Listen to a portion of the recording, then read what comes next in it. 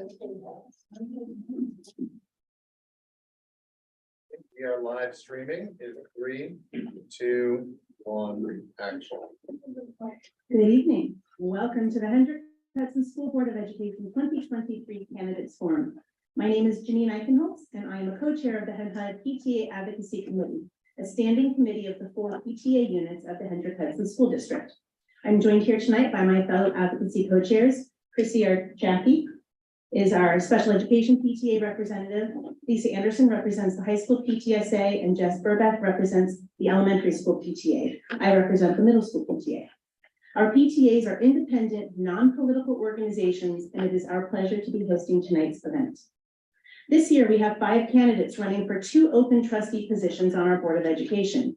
Each trustee position is for a 3-year term. The school board election will take place on Tuesday, May 16, 2023.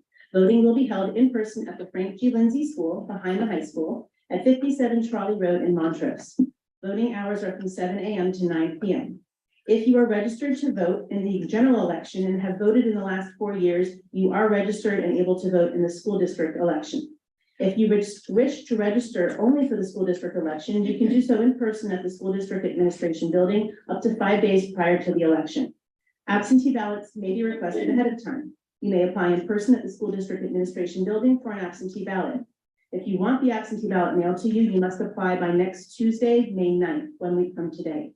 If you want to pick up an absentee ballot in person, you can apply and do so up to Monday, May 15th. All absentee ballots must be returned to the district clerk no later than 5 p.m. on Monday, May 15th. More information on absentee ballots can be found on the school district website at henhudschools.org. Tonight's candidates forum is being moderated by Hannah Quigley and Connor Prokopiak, both scholar athlete juniors at Hendrick Hudson High School.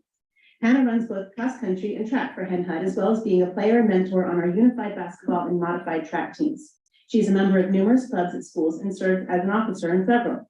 She is a lifeguard and babysitter and is certified in CPR and to carry Narcan. Connor is a varsity player on both the Hen Hud basketball and lacrosse teams, is a volunteer coach for the youth basketball and lacrosse clinics, and is the student coach for the unified basketball team. He is also involved in multiple clubs at school and works at a local golf course. Hannah and Connor serve as co-presidents of the Hen Hud Leo's Teen Community Service branch of the Hen Hud Lions, serving our community in a variety of ways. Both will be inducted into the National Honor Society this fall.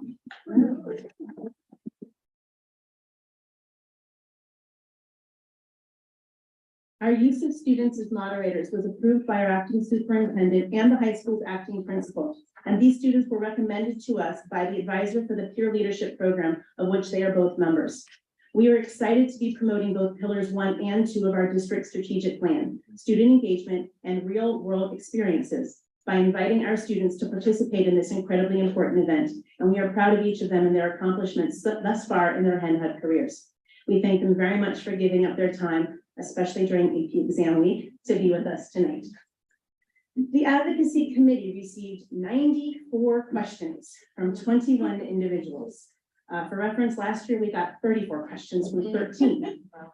Every single question submitted was carefully read, reviewed, and sorted by every single member of the advocacy committee. A representative set of questions was compiled to encompass as wide an array of topics as possible during tonight's program, keeping in mind that we need to finish by 9 o'clock. In determining which questions would make the final cut, we did our best to identify those questions that would elicit the most meaningful responses and provide the best information possible so that our community members can decide which candidates will receive their votes. Some questions were combined and some were revised for clarity and to ensure fairness to all candidates. We did our best to retain the original intention behind each question. If your question did not make the final list and you would like to address it to any of the candidates, you may do so using the contact information that each has provided. That information is available here tonight on the side table as you exit. Everyone's Facebook page and email address is on there. We also will share it via our advocacy email and on our advocacy Facebook page, which is Hen Hud PTA Advocacy on Facebook. If you prefer that we email you that information directly, then you need to email us so we have your email. Our email address is pta.advocacy@henhudschools.org. As a reminder, no questions will be allowed from the floor tonight. Our forum tonight will follow the guidelines as established by the League of Women Voters. Our moderators will go over those guidelines in just a moment. I will serve as the timekeeper. I will display a countdown clock on an iPad right here in the front row so that both the moderators and the candidates can see it. And when time hits, you have this lovely little stop sign that these little images provided to us today. We would like to thank the Hen Hub Library for use of this room tonight and for staying open late to accommodate our forums. We also want to thank the Hen Hub School District for providing our AV and technical support tonight, and Greg for being here, and for also allowing us use of the district's YouTube channel for the live stream tonight and the recording. The recording will be shared on the district website. As soon as we have the link available, we will also share it via email and on our Facebook page. Thank you to our candidates for making yourselves available tonight. Thank you to everyone who submitted questions in advance, and thank you all for being here and for watching from home. Don't forget to go out and vote. All right, good evening and welcome to our Hendrick Hudson School Board Candidates Forum. This forum will be recorded in its entirety and will be available for viewing on the district's YouTube channel with a link posted on the district website. Other than the official district recording, personal recording of this event is prohibited. No candidate or any other individual will be allowed to use or edit media footage of the forum for campaign purposes. However, the link to the recording in its entirety can be shared. Before we begin, we'd like to remind you to please mute your phones. The forum ground rules being used tonight were created by the League of Women Voters and have been presented to all candidates, as well as the moderators by the Henry PTA Advocacy Committee. Each candidate had the opportunity to review the rules prior to this evening's event. Earlier this evening, in the presence of the candidates, the moderators drew the candidates' names randomly to determine the order of speaking. The reverse order will be used for the closing statements. The order of answering questions will be rotated with each new question. Each candidate will have 2 minutes for an opening statement and 1.5 minutes for a closing statement. All candidates will be asked the same question and each will be given 1.5 minutes to respond. If needed, the candidates may request to hear a question again. If a candidate requests clarification on a question, the moderators will defer to the advocacy committee, which created the list of questions. A candidate will be allowed to finish a sentence once started, but the moderator will enforce strict time limits. If the candidate does not use all the time allotted for a response, the unused time may not be applied to any other response or question. A visual timer will be employed by the timekeeper so that the moderators and candidates can see the time remaining. The timekeeper will hold up the red card when the time has expired. As a reminder, audience questions were collected in advance and will not be taken during the forum. Candidates will not interrupt one another or the moderator during the forum. The moderator has the authority to pause proceedings to enforce the ground rules and format. Candidates were not provided with any other questions in advance. Except for time limits, the only restriction on candidate statements and question and answers is respect and civility. There are 5 candidates running for 2 seats on the school board. In the order of the opening comments, the candidates are Frank, Joanna, Aaliyah, Tamika, and Amelia. We will now begin with the opening statements. As a reminder, each candidate will have 2 minutes for their opening statement.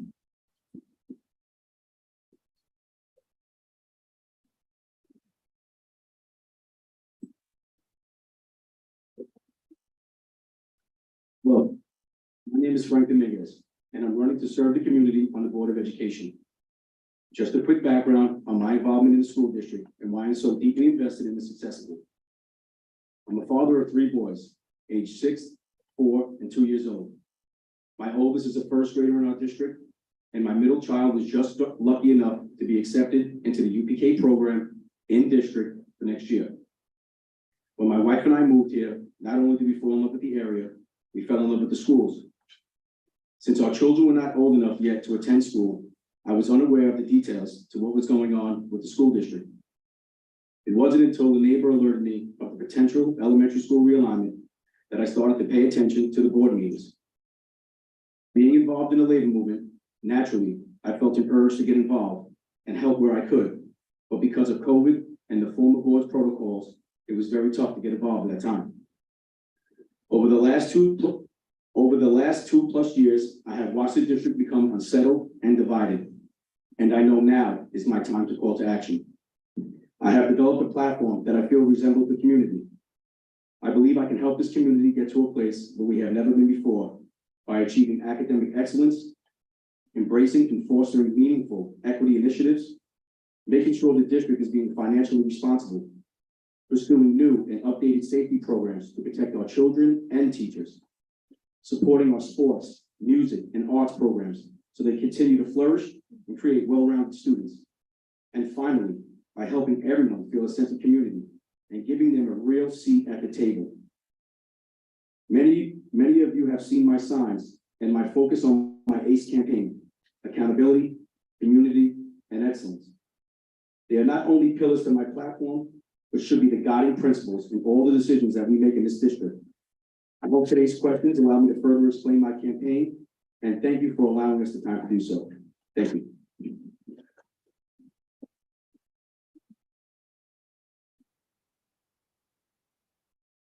Hi, my name is Joanna Herbalic. I would like to start with thanking the Hen HUD PTA Advocacy Committee, the Hen HUD Public Library, and the district for arranging, hosting, and streaming this event. I would also like to thank the community members who took the time to submit questions and all who are attending here.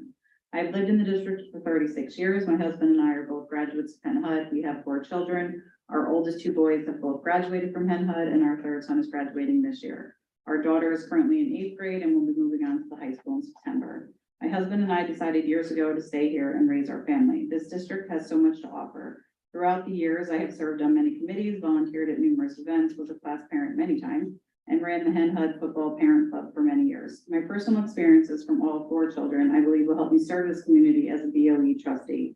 I have worked with many different administrators, teachers, and staff while my kids have attended all the schools. I have worked with the special education department, athletics, arts and music, and general education. A brief thing about my job, I've been at for 25 years, which included different departments, human resources, sales, marketing, data entry, administration, and contract management. I'm a very data-driven person who can look at all sides of the issues and come to an informed decision. We have an opportunity here to shape the future of this district for the students. For me, it is not just about being for or against the Princeton plan. We really should take the time to really look at all the options available to us that could be done and put the students' needs first. There are a lot of other issues facing this district going forward, and I feel that I can be an integral part of making those decisions that affect the future of our community. We need communication, accuracy, transparency, community, and accountability to be able to put the students' needs first. If we have successful students, we will have a successful district. Thank you.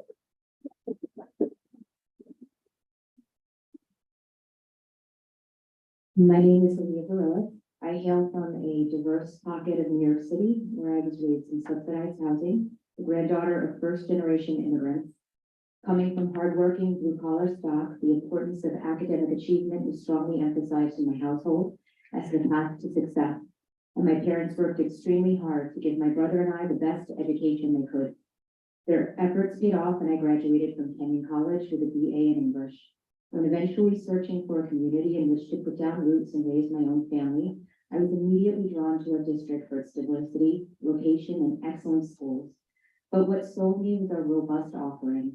Among the highest AP and extracurricular enrollment in Westchester, award-winning music department, extensive special education department, and a low student-teacher ratio. And I've been a proud resident for the past decade.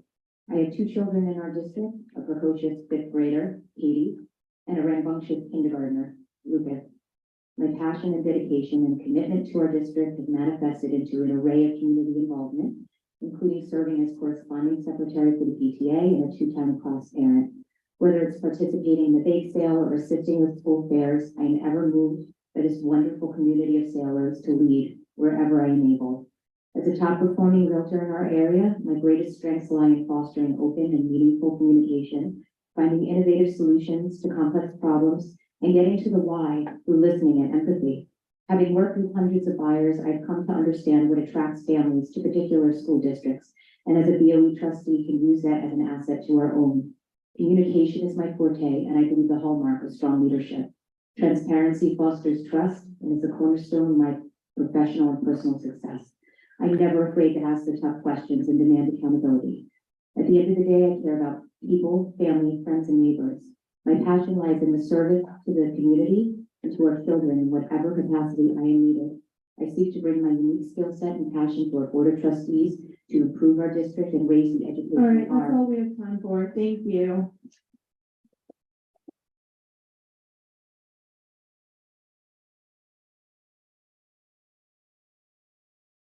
You guys just please remember to note the timers. Thank you. I would like to thank the PTA Advocacy Group for hosting this event. Good evening, everyone. As many of you know, I am Tamika Dietrich, and I am very honored and excited to be running for the Board of Education.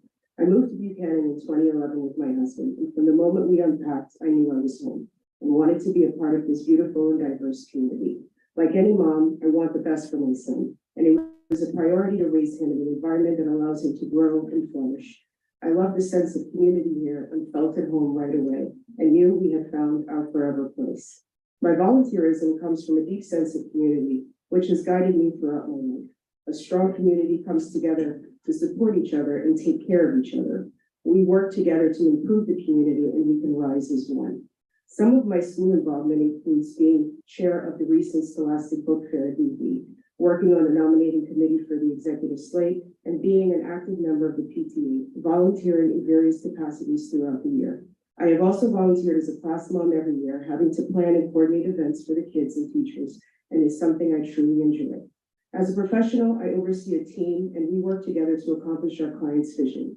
My responsibilities are multifaceted and include managing overall budgets, timelines, working with different entities, and managing vendors, negotiating contracts, project management, and overseeing implementation. Collaboration is essential in my role. Working through the difficult decisions, problem solving, and coming to compromise is a primary day-to-day scope and a strength that is very relevant and valuable for any board member. I believe that our schools are the heart of our community, and they play a vital role in shaping the future of our children.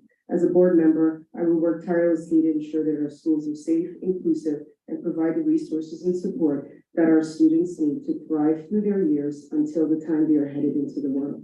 Every child deserves the opportunity to reach their full potential. Thank you.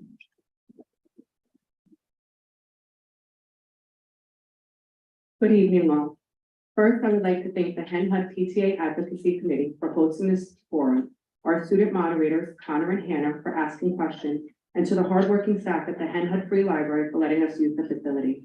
Also, I would like to thank all those who are here in person and those watching virtually for taking the time to get to know more about the candidates. My name is Amelia Silverman. I have lived in the Hendrick-Hudson community for almost a decade, moving here only 2 weeks before having our oldest son. We chose this community as a desirable place to raise our family. We now have 4 children. Our oldest is in 3rd grade at BV, our second is in kindergarten at FGL, and we have 2-year-old twins. I have been an enthusiastic participant in the school community. I am an active PTA member and chairperson of the nominating committee. I've been a class mom for my oldest since 2019, and this year I am also the class mom for my kindergartner. I am active in the diversity, equity, and inclusion pillar of the strategic planning committee. I have consistently attended board meetings throughout the years. I was a den mom to our Cub Scouts pack for 2 years, and in all my spare time, I fostered dogs through Second Chance Rescue. My career experience will also help me in this role. I am a secondary math teacher. I have my master's degree in special education and literacy. I have been selected for many leadership roles within my job, but rather than list them, I will say this: education is my passion. Making sure we are always meeting students where they are is always at the forefront of my advocacy. I am able to work effectively with students, teachers, administration, and parents to make sure all are valued, heard, and understood. I hope it's clear that I am passionate about giving back to the community. I want all students to feel safe, respected, and welcome. My personal and professional resume are constantly growing. I am passionate about advocating for others and endlessly pursuing equitable education for all. For these reasons, I will be a great candidate for the board.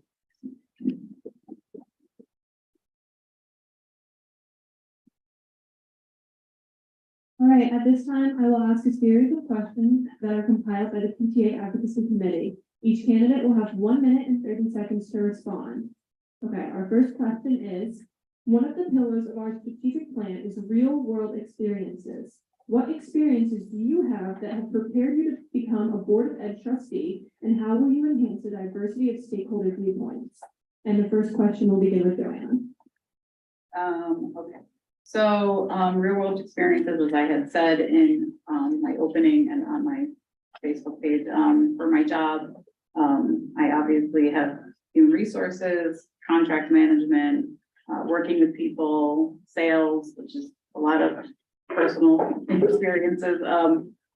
In terms of the kids, I have 4, have dealt with elementary, middle school, and high school, have knowledge of all of that. And I feel that that could definitely help me in terms of dealing with different administration and in different groups. And also looking for a new superintendent based on qualities that we would be looking for.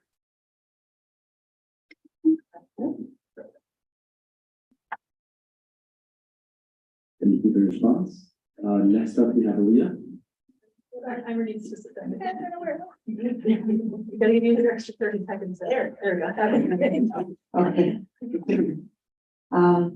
I would say that my varied work experience lends itself to my abilities to find outside the box solutions to problems. I've worked in real estate most recently and have for decades, but prior to that, I've worked in a lot of different fields. I've worked with everyone from construction workers to the CTO of Time Inc. I've worked in finance, security, investigation, and digital media. My varied experience has brought me face to face with many different types of personalities. I've always found a way to find a meeting of minds and foster great working relationships. As a real estate agent, my job is to foster consensus between two parties with opposing objectives. And having closed hundreds of deals, I have a proven track record of success. My experience has involved financial data analysis, quality assurance, and I believe those skills are integral to the oversight responsibilities of the board. As a BOE trustee, we are serving at the behest and the pleasure of the district, and as such, we have an obligation to put the needs and interests of the entire community, those that voted for us and those that did not, ahead of our own. In my own line of work, I'm an agent for my clients, and this means I have a fiduciary to serve my clients in a manner that puts their interests above mine. As a trustee, it would be no different. I would be an agent to the community. I've been involved, part of this community for many years, a PTA member, serving as corresponding secretary, etc., and I routinely pinch hit wherever I can, and I would be pleased to bring my dedication here. Thank you for your response. Next up, we have Tanika. In my day-to-day job that I do, collaboration is one of the most important things that I focus on daily, and working with different facets of people in our company. It's also clients that we work with and also vendors. We also negotiate different contracts, go through budgeting, and streamline everything on a daily basis. I think this is integral to just working on the board because I can work with people from all facets of life. People I agree with, people I don't agree with. You know, I can see different areas in which I can learn something from someone. And I think that's important in being a collaborator because you're going to learn things daily. You're going to learn things that you didn't know. But a part of being on the board is just making tough decisions, and you have to analyze the things that are given to you and come up with the best solution that you think works. It might not be the decision that works for everyone, but a part of collaboration is understanding that you learn daily, and sometimes you are not going to get the end result that you're looking for, but you just have to fight for that. So that's what I bring to the board. I am going to fight for what I believe in. I am going to collaborate with everyone, and I'm going to be there to learn. Thank you. Thank you. Next up, we have Amelia. So I've been chosen for many leadership roles before. At work, I am the math department chair. I'm also a framework coach where I coach other teachers and who are first years. I'm on the school leadership team, which consists of administration, teachers, parents. I'm on the master schedule committee. And most recently, I've been part of many interview committees for math teachers, our special education director, and just last week for the principal of the middle school. I know for my middle school, not for here, just to clarify. Don't want to start any rumors.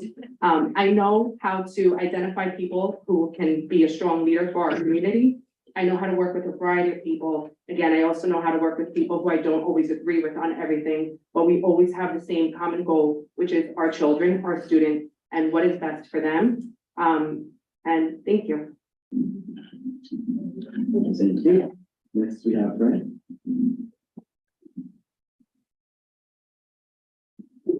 Okay, so my real life experiences. So as a young kid, I was fortunate enough where I was able to work at a bar in South Bronx. I know that sounds odd, but I think what that did to me was actually help me propel my career that I'm at now, because I was able to meet all different types of people, all different walks of life, all different people in different types of situations and stuff like that. And I think that me having that experience as a young kid actually carried my way to where I'm at right now in my profession. At around 19 years old, I became a utility worker for a large utility in the area. I got involved in doing the electrical trade. One of the things that you learn when you do an electrical trade is your mind's always on safety. Second thing is always think first, act second. And I think what we have to do right now as a board is start thinking first and acting second. So I think that mindset that I have that I can use with my electrical trade, I think will actually complement myself because my brain has been wired like that for the last 19 years. From being a utility worker, I graduated through the union and I became an executive board member. An executive board member is exactly what we're looking to do right now. I served that seat for 5 years for my local union. Basically, what an executive board member does inside the union is it holds the president, the vice president, the secretary treasurer, and all the business agents responsible to make sure that they're doing their obligations to the membership in which they represent.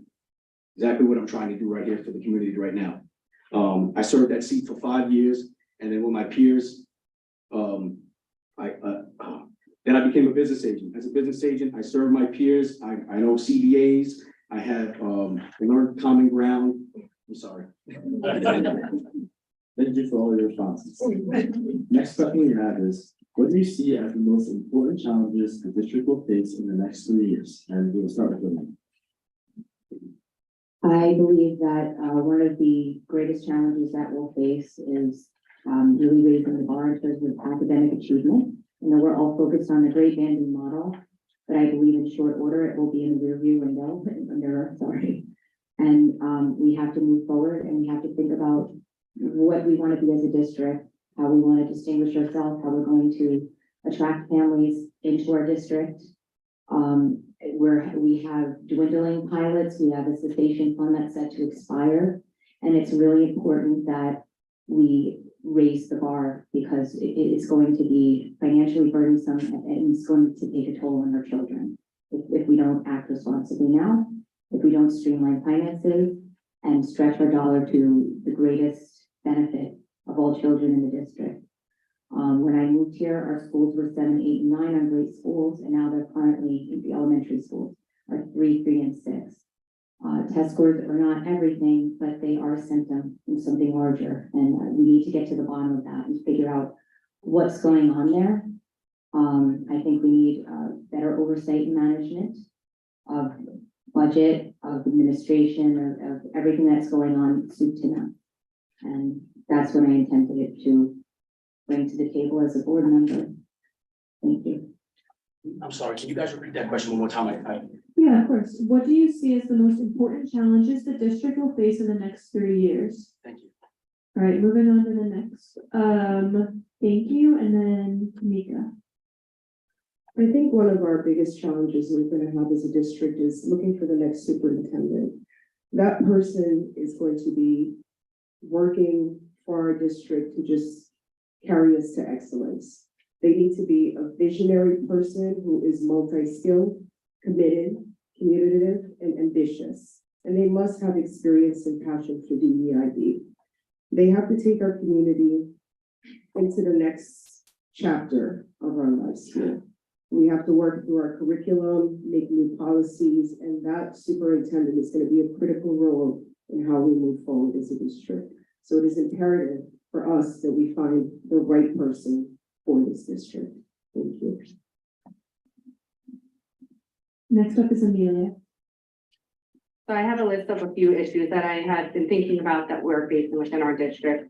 One is our leadership, finding that new superintendent who's really going to bring this community back together, looking at the fluctuation in our enrollment, looking at their budget, especially once our cessation funds run out, increasing the rating of our district while also focusing on the whole child.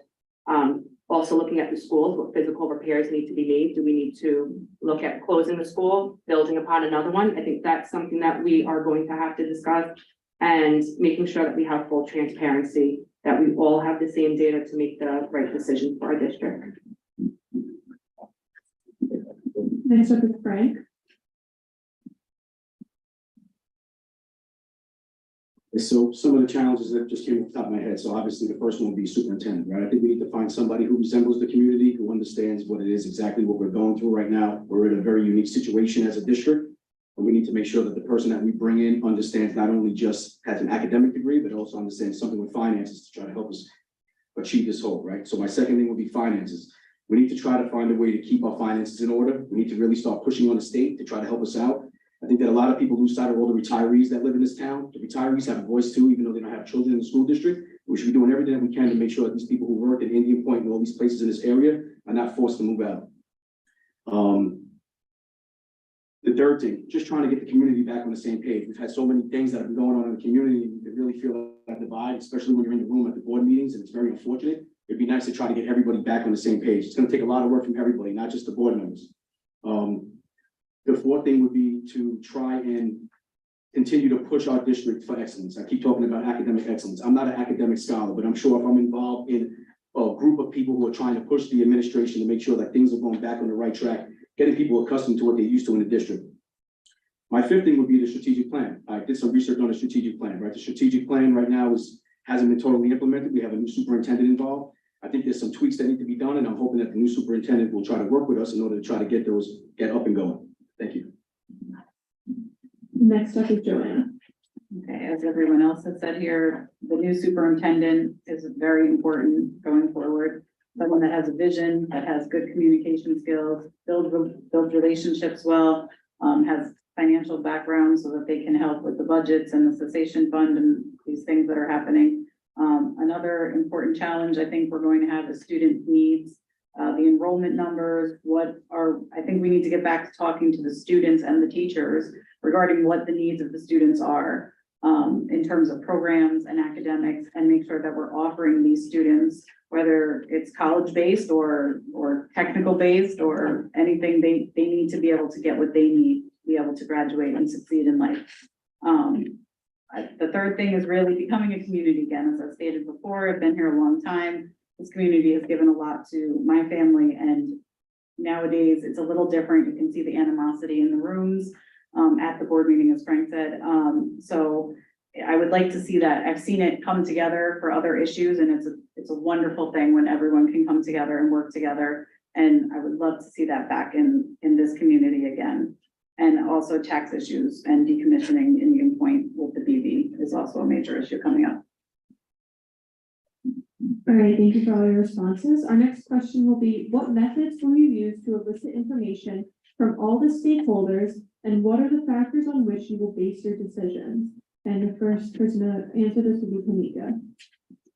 I think one of the things that we need to do is engage with all of the stakeholders in the community.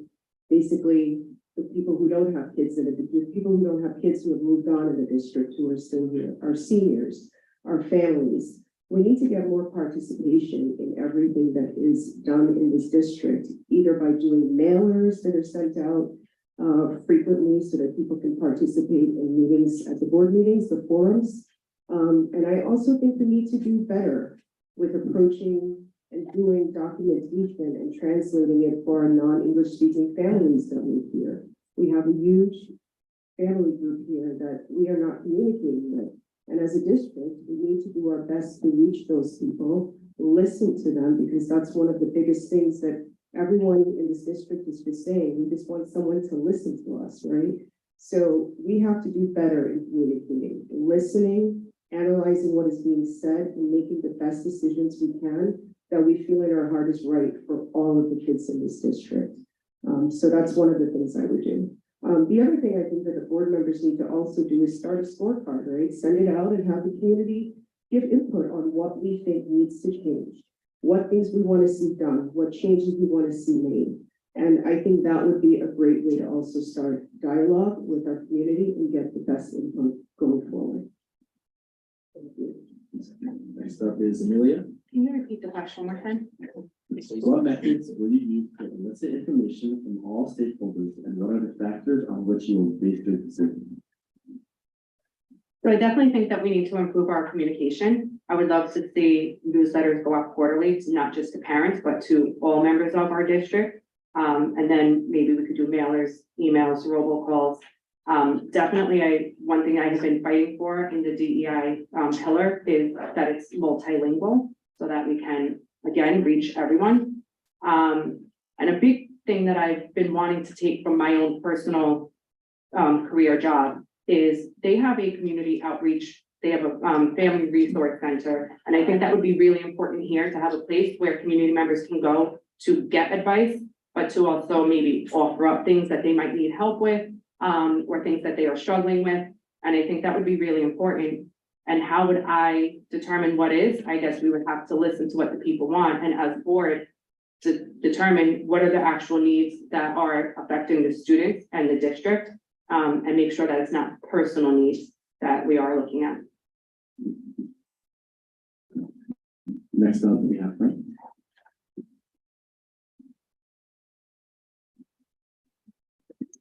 Okay, what kind of methods can we use? So I agree. I think we can do a good job at getting mailers out there. I believe having forums and stuff like that, even though people don't show up, it's a good idea to still have the forums and get that community engagement. I also believe that we can try to clean up the website a little bit and maybe try to have some things that's tailored more towards the stakeholders, even maybe allow them to try to comment in on the district website and stuff like that. The survey was actually one of the things I wrote down. So in my local union, what we do is before we go for a CBA, we send out a survey card to every single person in the local to find out what's important to them. What are we fighting for? What are we willing to strike for? What are we not willing to strike for? Right? You basically do that from a 5 to 1 scale. It's a great idea to do something like that. Send out to the community, get real feedback from real people. It hits everybody in the community. Another thing that I just came across recently was I found that one of the local school districts does what's called a curriculum night, where in the beginning of the year, in the middle of the year, they allow all the parents to come out, they talk about the curriculum. So the stakeholders actually have a say in what's actually going on in the school. They can ask questions to their teachers. The teachers do a phenomenal job. I'll not say they send out schedules, activities, all kinds of stuff, but it gives you more of a one-on-one experience with the actual people who are going to be teaching your children. I think that's a great idea. I think it's something we should implement immediately. Try to get a curriculum night. Maybe you do it twice a year. Allow you to just talk about what do I expect for the next 6 months? How am I supposed to teach this kid this math? I didn't do that when I was a child. Stuff like that. I think that's very important. And then main thing for BOE members, you have to remain biased. You have to take everybody into consideration before you make any decisions. Next up, we have Joanna. Okay, so some methods I would think of is talking to all the stakeholders, maybe attending senior meetings, going to those types of events where they have mostly seniors. Obviously, they're not usually on social media. Social media is obviously also another way. Speaking to students, getting students more involved, I think would be an amazing thing as well to get their perspective.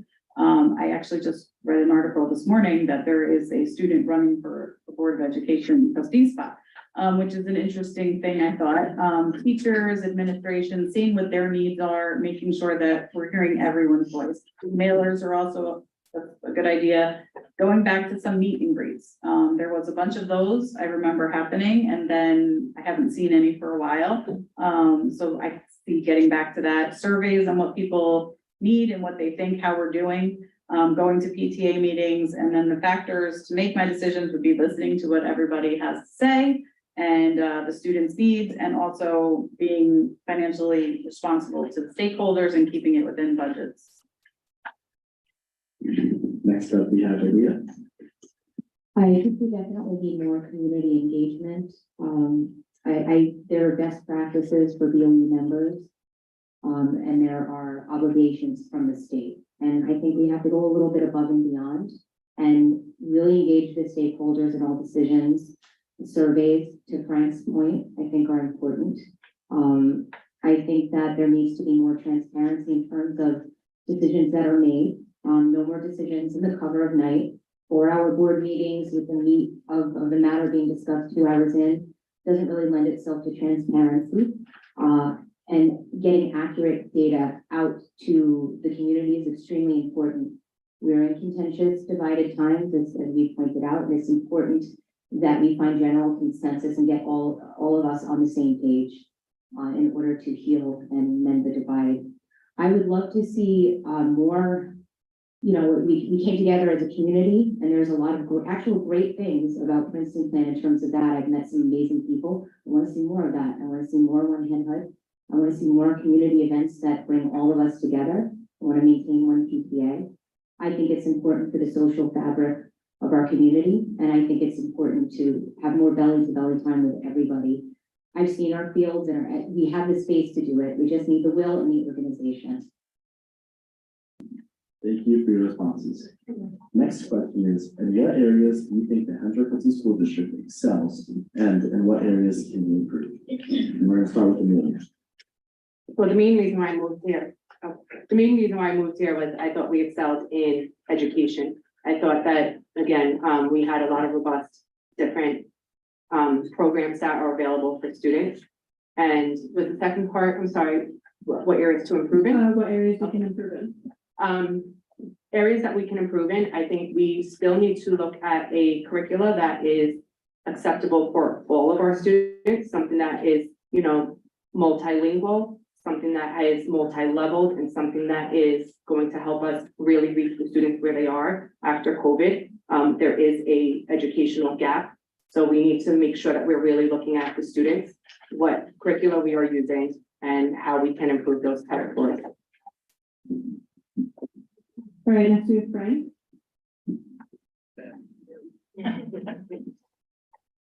Okay, so, to Amelia's point, one of the reasons me and my wife moved up here was because of a long-standing, education, we've heard about all the achievements of the school, right? I think another thing that we excel in is the teachers. I think that the teachers don't get enough credit for how valuable they are to our children. I haven't had any experience with the teachers that I could frown upon. I think the teachers have been great. I think we need to really continue to support our teachers. I think also our program support is great. I think that between sports, arts, music, and stuff like that, we do a very good job of supporting those programs. I think we should excel in that. I think that some of the places that we can improve, off the top of my head, is I watch a lot of the board meetings and I see a lot of the information come back to the BOE from the administration, and it seems like they're not accurate, or they're being brought to the table and there's still controversy what's going on. And me personally, if I was on the board, I wouldn't allow information that's not accurate to actually make it to the table and just confuse everybody, because I think that's so confusing. Then the other thing is, I think there's real life equity issues that are going on. I know there's been some controversy about what equity means, but equity really is just trying to make sure everybody's able to achieve the same desirable outcome.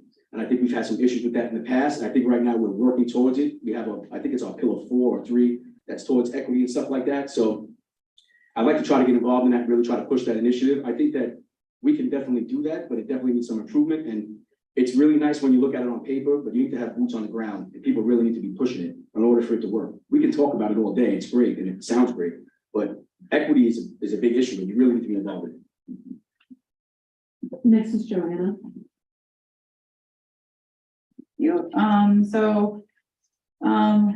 What we can excel in and what we have in the past is, the education that, my children have received over the last 21 years, has been excellent. I can't say that it has not. You know, everything has its issues, but I think, the teachers that we have are amazing. On an overall, I can't say anything bad about them. The community that we have, whether it's sports, special education, any sort of programs that we have, I've seen amazing things come out of all of these things. And like I had said, when the community can come together, it's an amazing thing to watch it happen. Some areas to improve, as I agree with Frank, the accurate information that's given at board meetings.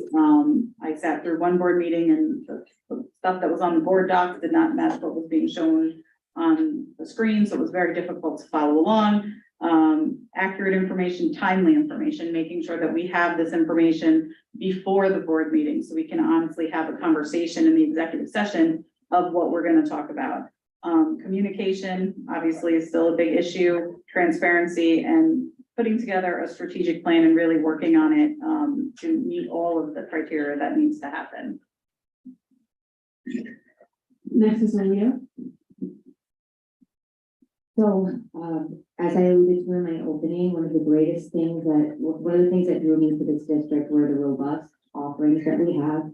We have a very excellent music department.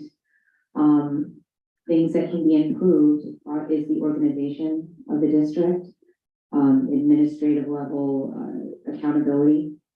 You know, we just alluded to the inaccurate data that's come out, and holding that administration to account for wrong data and not letting that data see the light of day. It's a big problem.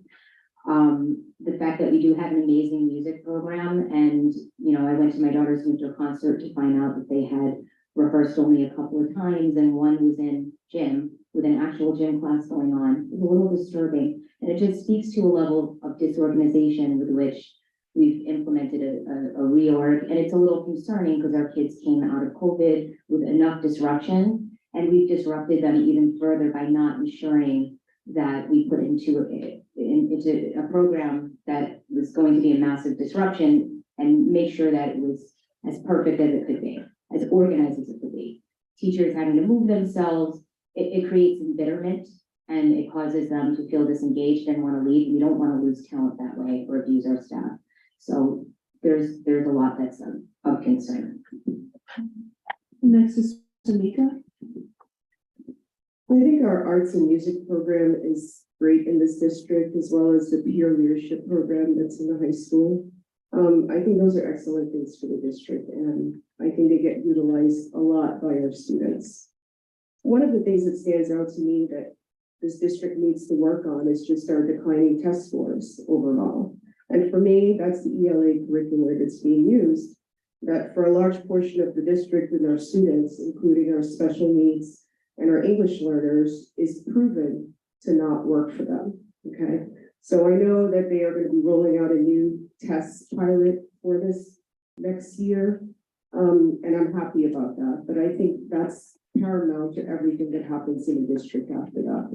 If we can do a new curriculum that's matched with improved training and professional development for our teachers, our kids in the district are going to excel, which means our test scores are going to slowly follow that trajectory. And that, I think, is most important of all.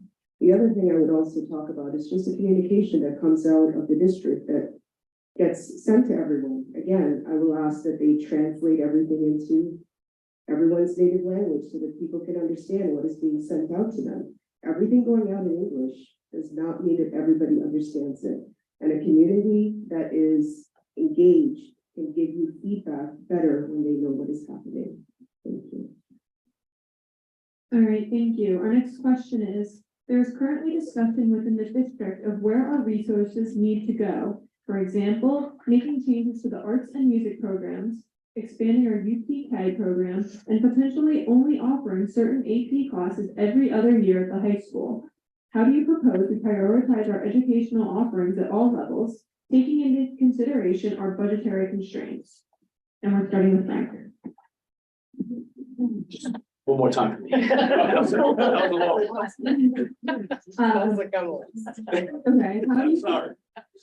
how do you propose we prioritize our educational offerings at all levels, taking into consideration our budgetary constraints?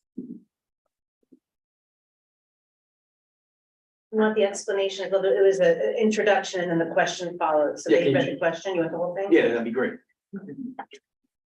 All right, there is currently discussion within the district of where our resources need to go. For example, making changes to the arts and music programs, expanding our UPK program, and potentially only offering certain AP classes every other year at the high school. How do you propose we prioritize our educational offerings at all levels, taking into consideration our budgetary constraints? Okay, so I know that we have a lot of financial stuff that's going on in the district, but I want to make it very clear, I do not support any cuts to programs. I also do not support any cuts to teachers unless it's like a last avenue of means that we have to do that's necessary. I personally like the UPK program. I think the UPK program is actually going to start turning this district around. The earlier that we get the kids involved inside the schools, the earlier we start teaching them the way, the one head HUD way and stuff like that, it's actually going to start turning this district around. So I think we should continue to push the UPK program. I think we have a very unique base of people who live in this district. And I think we already do a very good job of utilizing them in certain aspects in order to try to prioritize our needs. Not everybody who pushes agendas are working for the school and stuff like that. And I've met so many wonderful people that have actually talked to me since I've started this campaign, who do things on the side, who help out with this and help out with that. And they're doing it for free. So not everything that we do needs to actually, people are gonna get paid. People love being here. It's one of the reasons me and my wife moved here. Like Joanna said, people are through and through. They're townies. They've been here for a long time. They're looking to help the school district. They don't want the school district to go into disarray. So I think we need to utilize people from the area. I think we need to really make sure that our teachers have an input on what we think is best and how to prioritize our resources to try to push forward. And also we need to make sure that our administration is utilizing our resources properly and that they're being held accountable when it's not. A lot of questions. Okay, I agree with Frank. The UPK program I think is wonderful. I wish it was around when my kids were little, but it was not. I think it does help, them become students of Hen HUD, and they're in the buildings and they see everything going on. They see the teachers, they see the staff and security, and so it makes them feel safe, which I think is great. The students, I think we need to utilize our guidance counselors better across the board in all of the different, elementary doesn't have that, but for especially middle school and high school, so you can really see what programs are being used and what AP classes are being used and who's using what, and do we have a class with 2 students in it? And if that's the case, then maybe we need to combine classes. I think there's ways to look at these things differently, but you need all the information in order to figure that out and really look and use the guidance counselors, the teachers, the staff, the admin, to really see what is the programs that are being used. Nobody wants to have programs with nobody in them. That doesn't help anyone. You know, the music and art programs are great here. I would not be in favor of doing anything to them. And in terms of teacher layoffs and things like that, I think there's other things we need to look at, like the sign and release that are going on in the high school that are excessive. And so maybe those teachers can be used for that instead of students wandering the halls. To reiterate, as you know, nobody is for teacher cuts. We need a holistic view of our district resources and figure out what is the highest and best use for them within our district. We need to analyze enrollment in our courses. To Joanna's point, if we're seeing a class has a 3-to-1 student teacher ratio, we might consider why it has such low enrollment and streamlined spending. The problem is that we have a finite amount of money, right? We all wish we had money trees in our backyard, but we have to figure out how to stretch the resources to the maximum benefit of the most students.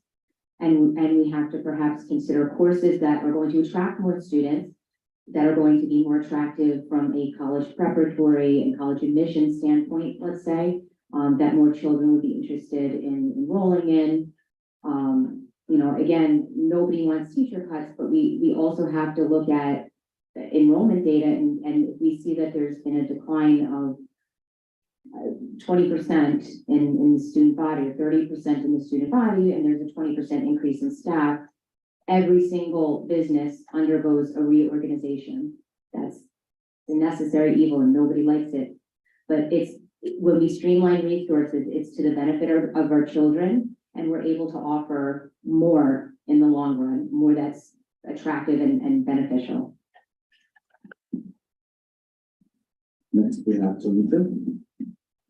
I think we need to continue to be fiscally responsible in the district by just keeping the programs that we know work for the students. We have to do a self-assessment of all of the programs that are offered to see how kids are using them, if they are being utilized, and the impact that they're having on our community overall. I think as a district, you know, we can look at an overall budget data that goes with it, but I think we need to do that assessment yearly just to see what our administration is doing, what things we can change, what we can learn, and what changes we can make to make it more impactful. I was actually very glad about the UPK program that started, because I just think, you know, it starts, the earlier we start our kids in educating them, the better off it is for them in the end. Because a lot of kids start kindergarten and they have no start at all. They are starting from scratch that day, right? So UPK is a big difference in there. I am not for teacher cuts. We love our teachers. They are the heart and soul of this district, and they give a tremendous amount to our children. I would like to see it just being reviewed yearly, and basically the administration just taking its time to evaluate what changes need to be made in order for us to keep our budget and also be fiscally responsible.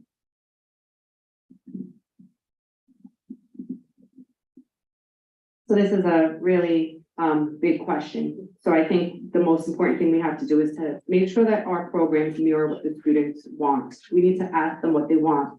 We need to offer programs in trades, college prep, and career readiness.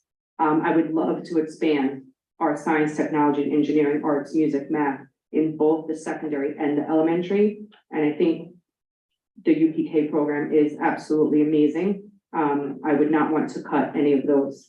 I would like to look at the money that's being spent and maybe on administration that's not being fully utilized, and see if then we can work with the town and county to bring in other avenues and revenue for the schools. I do not support any layoffs, because I know when you cut a program, it is nearly impossible and timely to get it back.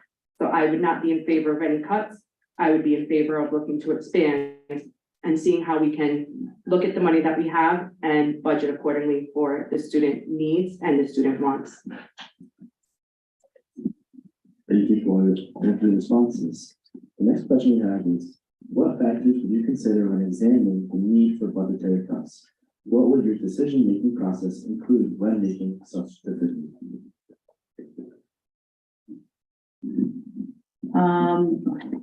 So the decision-making process is obviously looking at our programs, looking at what we're paying out, where we can save money, where we cannot save money. And looking at those, getting all the accurate and timely information in order to make those kinds of decisions. Obviously, no one wants budget cuts, but that's just, no one wants that. Not at a job and not here either. And our decisions, I think we have to remember, affect students at the end of the day.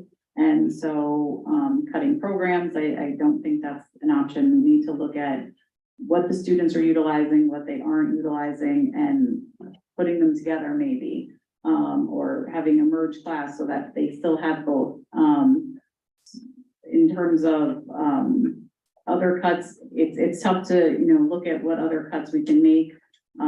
Looking at administration, seeing if we can streamline some processes, maybe it's somebody's retiring and maybe we don't fulfill that position. If that person's leaving, if we can find some other way to do it.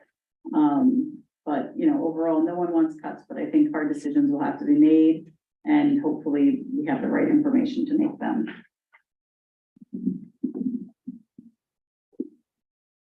It's very difficult for us to sit here and talk about, what we can do in terms of streamlining anything, because none of us have accurate data in front of us or any ability to review anything. But I will say it's really difficult for me to sit up here and listen to talk about teacher cuts, knowing that we just made a decision to spend another $300,000 to $400,000 next year just on transportation to double our mileage from our old model.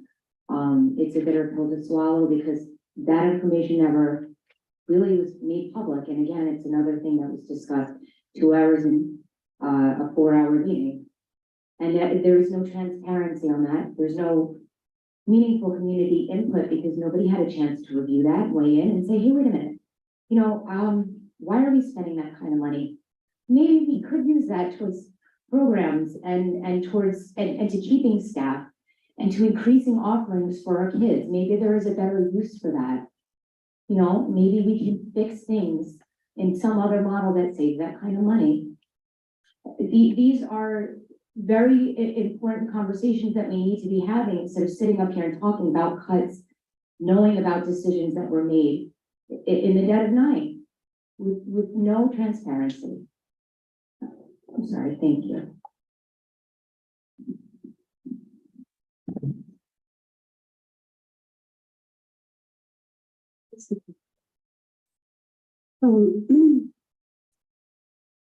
I think nobody wants to talk about cuts, right? But the truth is, with any budget, difficult decisions have to be made.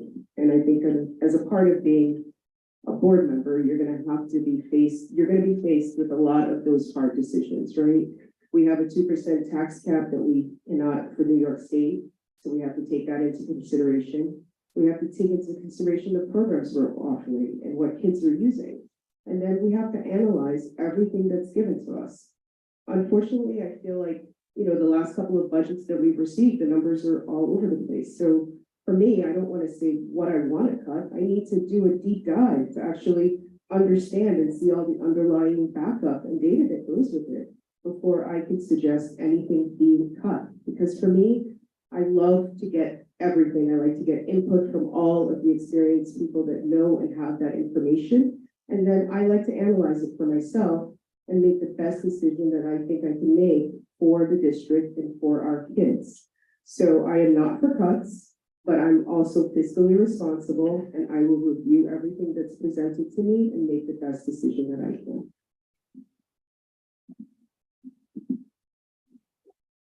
So I am not in agreement with program or teacher cuts.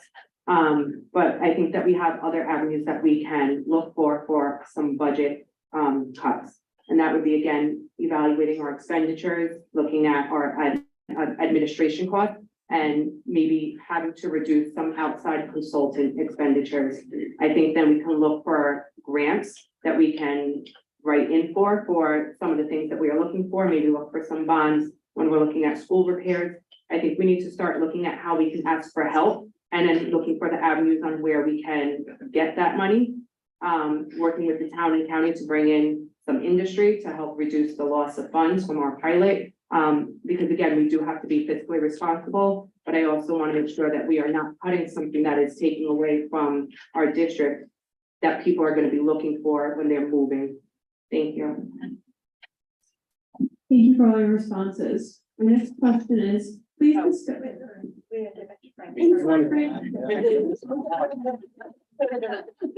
You guys fault. Okay, so factors for considering budget cuts, right? Number one thing, obviously, anybody who runs a business or is in charge of anybody knows how are resources being utilized, right? Are they being utilized correctly or are they not being utilized correctly? Then we have to go through a decision-making process. If we do have to do cuts, what cuts are going to be made, what cuts aren't going to be made? I think that before you make any cuts, we need to have some kind of a stakeholder committee to make sure the town and the residents are involved, the parents are involved, the retirees are involved, everybody's involved inside that stakeholder committee. We also need to make sure the teachers are involved. The teachers are in the buildings, they know what's being utilized, what's not being utilized, probably more than anybody on the outside looking in, right? I think also on a high school level, you can probably look at students like them and ask them, what are you guys utilizing? What are you guys not utilizing? What do you think we need? I mean, I wouldn't do that I wouldn't ask a 7-year-old that question, but a 15, 16-year-old kid, you could probably ask that question, right? And I think the other thing is that we definitely need accurate data. We haven't been able to have accurate data, right? We all know we looked at the last year's budget, right? Budget to this year.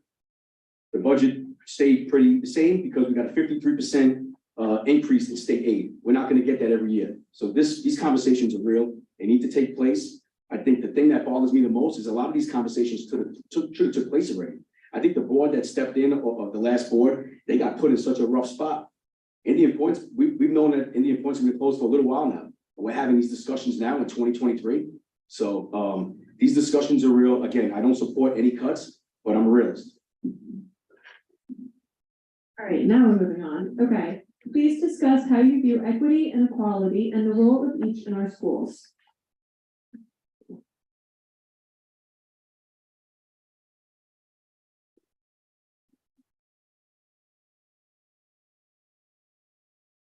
So, equity is extremely important.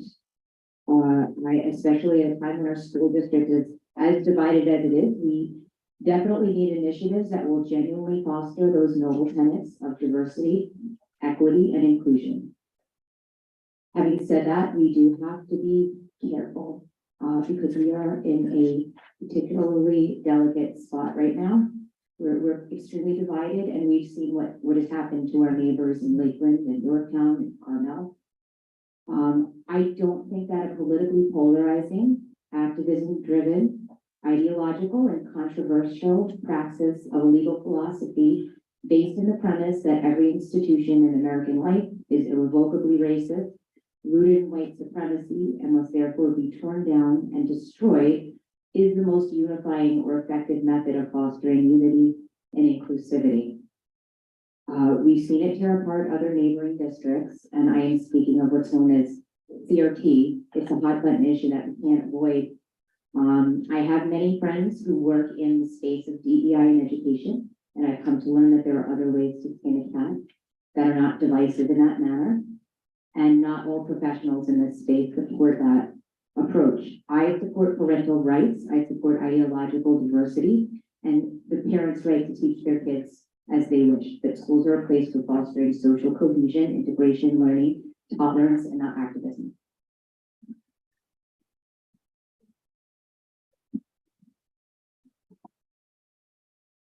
For me, equality means giving people the same exact things across the board or resources for opportunities and so on.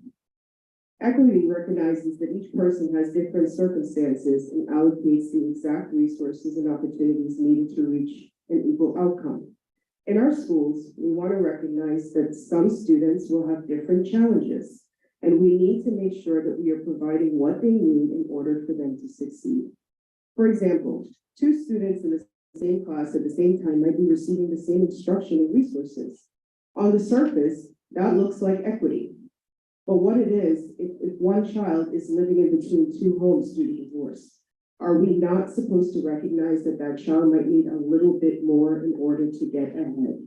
As a district, we need to do everything we can, including training school personnel, in order to recognize that there might be bias underlying and how to differentiate instruction and experiences for our learners. We have to do this in order for us to all move forward as one. And it is needed in our school. It is not some new talk of what we are doing. That's why we have the strategic planning that we're doing right now that's talking about DEIB. I'm a part of that pillar. And we have to work on that and incorporate that into our district. Every other district is doing that. So we need to stand ahead. Thank you. So for us, our equality would be having the same academic goal for all of our students. The equity is how we are doing this. How are we meeting students where they are and providing the resources that do this? Again, we need to look at our curricula that we are using and make sure it is diverse, equitable, and includes all students. We need to focus on the what we are teaching our students, not the where. And we need to become one Hen HUD. Understand that we are not separate, but we are together. Thank you. We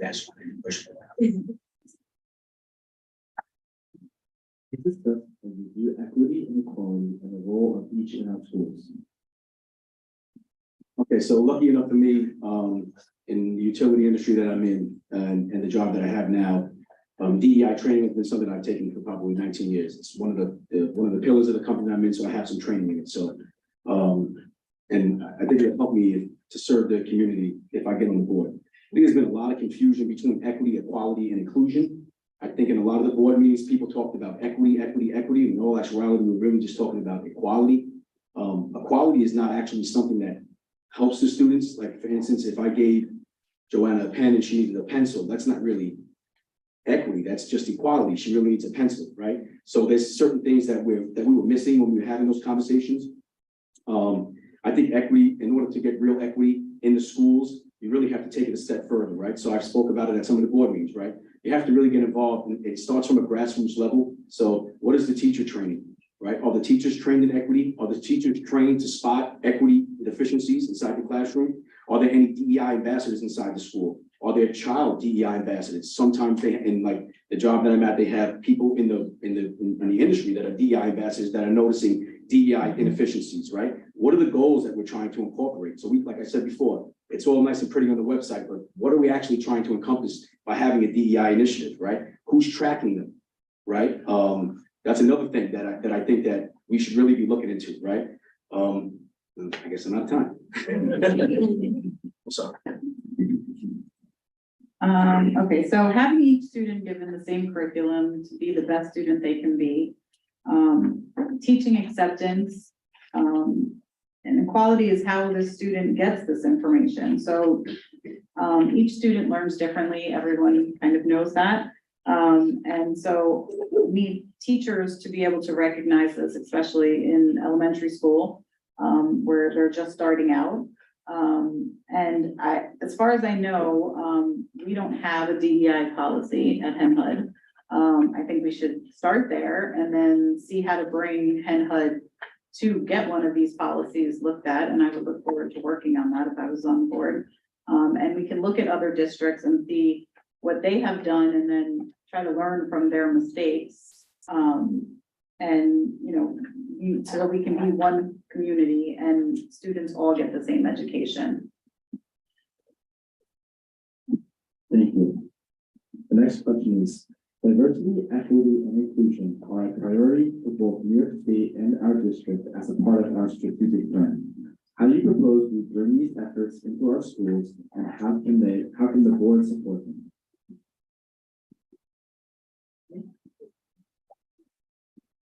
Can you give us something? I'm sorry, can you just repeat that? Diversity, equity, and inclusion are a priority for both New York State and our district as part of our strategic plan.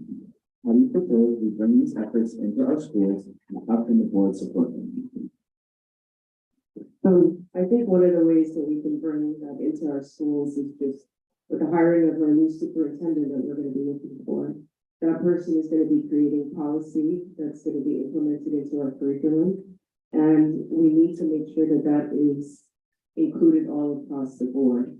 They are also going to be working with our students and our staff.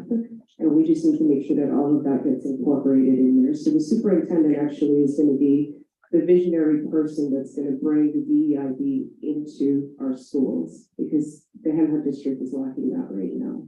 I would also like to see us get a director for DEIB that just handles the implementation and making sure that the curriculum is also inclusive.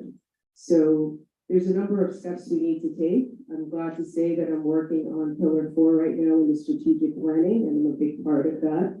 We have a lot of information to share. It's going to take a lot of years to implement, I'm sure, but the people working in that pillar are working extremely hard to give us all the information that we need.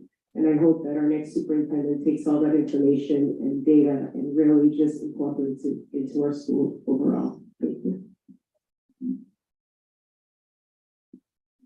Being on Pillar 4, the strategic plan for diversity, equity, inclusion, and belonging, there's a lot of stuff that I would like to see coming into the school. Most importantly, students need to feel welcome. I think we need to make sure that we are celebrating every student for anything that makes them special. I think they need to see themselves in their curriculum. I think we need to make sure they're all being represented.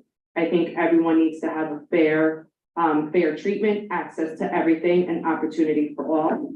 I think we need to make sure that we're bringing that into our decision making.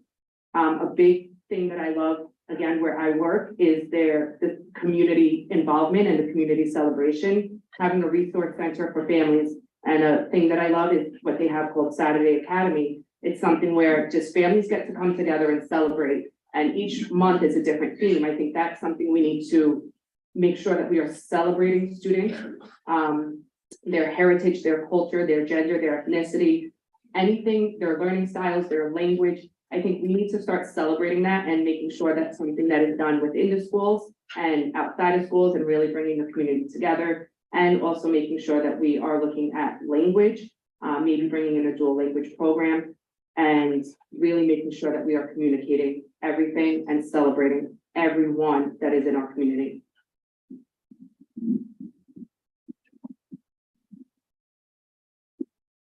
Yeah, I think I touched on this a little bit in my last answer, but again, DEI, encompassing DEI inside a school is going to take a lot more than just putting it on paper. It's going to take a lot more than just meeting about it.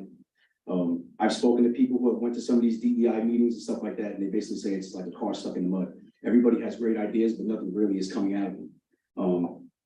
For instance, like I've done some research on this stuff just locally, just to see what other areas are doing, right? So one of the school districts that's close by has cultural responsive teaching. Cultural responsive teaching is actually something that we probably should have been doing in BV all along. Basically what it does is it takes resources that are available and slides them to the children that need it so that everybody can have the same possible outcome. It seemed like the problems that were going on in that school at the time were there was one set of resources, and if you pulled one set of resources to one side, it was lacking on another side, right? The teachers need to be able to have the resources in order to do their job properly.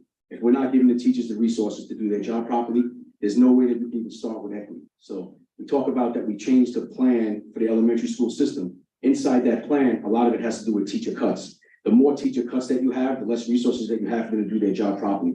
So I think that DEI is great.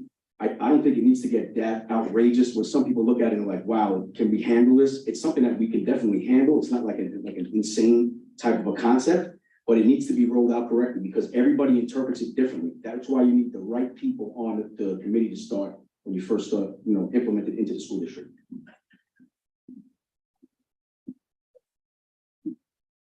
So I too touched on this in my last, so we need to have all children represented. I agree that the superintendent is going to need to focus on this and make this a high priority. So we need to make sure whoever we want to hire has the ability to do this and to put the right people in the room so that this can happen. I think it's gonna, as others have said, take time. It's not something that's going to happen overnight. In terms of perhaps getting teacher training, I'm not sure what training is given to teachers regarding this. New York State does require a DEI policy and we don't have one. We can learn from other districts' mistakes in doing this, and we need to accept and celebrate every student. As we've said here, each student learns differently. They're different people. They have different language spoken at home. There's many different things that they have that does make them different than their student next to them. And we need to try to help them learn and be the best student that they can be. Again, I feel like I answered this question last. My big fear is division. I feel good about what I'm hearing from some people here who are on the committee. Based on a track record of implementing programs and initiatives in the past and how it's been rocky and what I'm seeing in neighboring districts, I'm just afraid. I am absolutely in favor of diversity, equity, and inclusion initiatives that encompass everything that's been mentioned up here. I want to take the opportunity, because I think I skipped over the last question and jumped to this one, just to mention in terms of equity and equality, one of the things that did concern me, that I think is an example of something that was poorly handled, is the loss of Title I resources and the DCIP plan. I think the committee has been disbanded, and I want to make sure that we're tracking the progress of those students who were being tracked when we were in a K-5 model. And I want to make sure that they are not being left behind. And even though the status has been removed and New York State's no longer tracking it, that we're ensuring that they're getting the resources that is needed, that is equitable to raise the tide for them and make sure that they're on an even playing field if we're having, a serious conversation about equity and equality.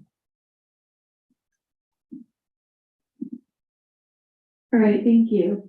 Our next question is, what are your thoughts on grade banding in our elementary schools as it exists this year? So I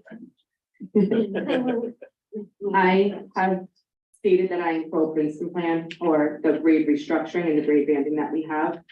I think that we need to make sure that we're evaluating all the data and present it to the community.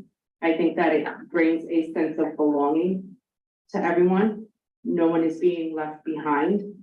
We're able to come together as one community. It's most equitable to the community as a whole. Hopefully it will save us costs over time. It does not split the community. Most importantly, 90% of our tenured staff have voiced support for this plan. And I think that is the best method to deal with fluctuations in enrollment and community changes. And again, like I said before, I think it's time for us to stop focusing on where our students are learning, but we need to start focusing on what they are learning. Thank you.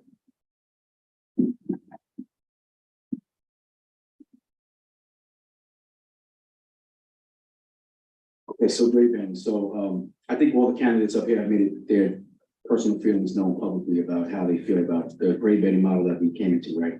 And first, I want to start with saying I respect everybody's opinion. And I think that's important in the community, that everybody should respect everybody's opinion on what they think is right and wrong for their family and the community. Secondly, I think as a BOE member, you have to maintain some type of objectivity. And we have to really push to get the data to really figure out on how we really feel about this model or moving back to another model or whatever the case would be. At the end of the day, you have to remain objective. You have to do what you think is best for your children, for the children, and also considering the financial concerns that we have and making sure it's not something that's imploding our budget, right? So what I wrote down is, what have I learned? So this is what I've learned, my personal opinion, right? Princeton plan was sold to the community as a cost savings initiative. It was also meant to balance class sizes and increase diversity in the grade. numerous times it was said that it has no educational upside from our administration, right? And it also hasn't saved the money that it has intended to, right? On the flip side, if we would have stayed, right? So I'm looking at, right, sibling separations, right? We've had a lot of logistical inconveniences. We've had unanticipated transportation costs, which inflated the budget. This plan is intended to reduce teacher staff, which leads to less attention for larger classes throughout the district and also has a problem with equity. Our implementation was poor when we set out to do this, and we really need to get the data in order to make a great decision. Thank you. I have also said in my opening statement that for me, it's not being for or against the Princeton plan. I think we need to do what's best for the children and what they need, and all students. I can see positives and negatives on both sides. I'm not personally in it as I have older kids, but I do have neighbors and friends that are, and I've heard all different opinions for and against, and teachers for and against. And, you know, part of this is, as I stated before, we need accurate data and timely data in order to make informed decisions regarding this grade banding going forward. I think at this point, we have the opportunity to shape the future of this district, so we don't have to change things again in 3 to 5 years when enrollment numbers are different, or kids are in different schools and special ed has to move based on different things. So I think we can take this time now to look at looking at maybe moving 5th grade to the middle school. Other districts around us do that. Or moving schools in general, like maybe trying Frank G as the middle school and having a middle school, high school campus, which is a lot of other districts have done that. But again, that's going to require us to have research, accurate information, numbers, and also be financially responsible. So 1 minute and 30 seconds, all the pressure. What I see, I've made my opinion well known. What I see in Princeton plan is that we've increased our transportation costs by 100%. We've increased our carbon footprint by 100%. We've beefed up TAs. I think there's like 28 in Frank G right now, and reduced certified teaching staff.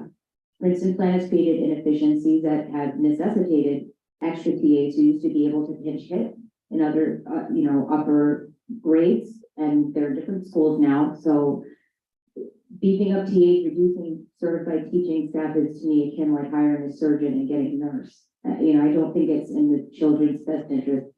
Increased transitions are directly associated with a decline in achievement in many studies. And overall, there's pretty much general consensus that it either has a neutral effect or a negative effect. And considering that our children are coming out of COVID, the fact that we threw this at them, a plan that either won't hurt them or will hurt them, but won't benefit them at all, seems really unfair. Dr. Laurel came into our district, sort of a second look from a very well-respected superintendent who has said that there are too many transitions in our model, and that we don't have equal sized facilities and we have geographical constraints. So that's all I have for it.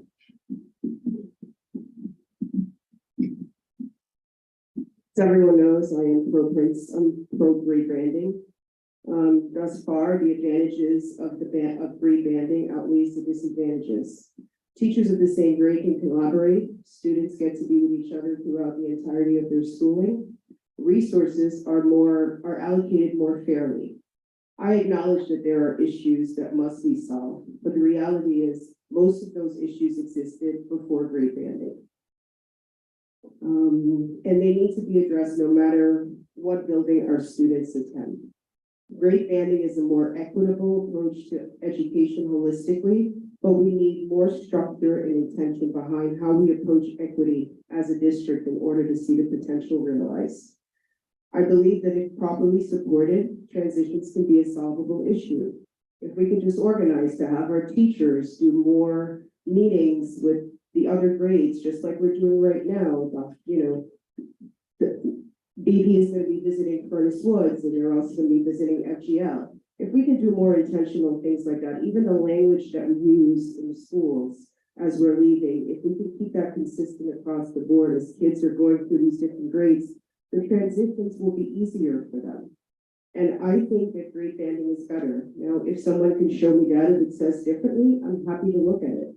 But for me, I am for grade banding. Thank you. Thank you. I start. Yeah. All right, so the next question, Go slow. if you believe that change is needed to our current elementary school structure, how would you like to see that addressed? What factors would you consider and what changes might you propose? Okay, so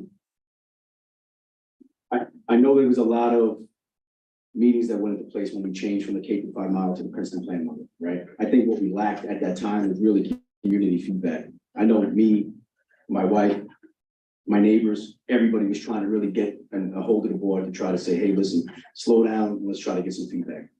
I don't really know exactly where we go from here without actually getting the proper information from the administration. One of the things that's bothered me the most is I was one of those parents, and I know a few faces that are in here. I sat in all those meetings till like 11:30, 12 o'clock at night, and I walked out of there and I said to myself, what just happened? You know, the board would come in and say, this is what we're looking for, stuff would go on the screen, and I think even the board was confused what was going on because it was like, why is this not what we asked for last week? Or why is this not what we just spoke about? Or why does this not match? So to come here and just say, what do you think we should go to right off the bat? I mean, personally, I like the community school model. That's why I moved here. But in order for me to make an informed choice, I would really need all the data. Hindsight 2020 might have actually been a good thing to pause what we did. That way we can get the data for this year. That way that if it really doesn't pan out the way it's supposed to, the advocates for the Princeton plan can turn around and say, hey, you know what? At least we tried it. We looked at the data and it wasn't working. So I think we really need to just be objective, wait to see what the data comes in, and then we can make an informed choice from there. It's kind of unfortunate that I'm not giving you a real answer, but I can't because I don't have real data.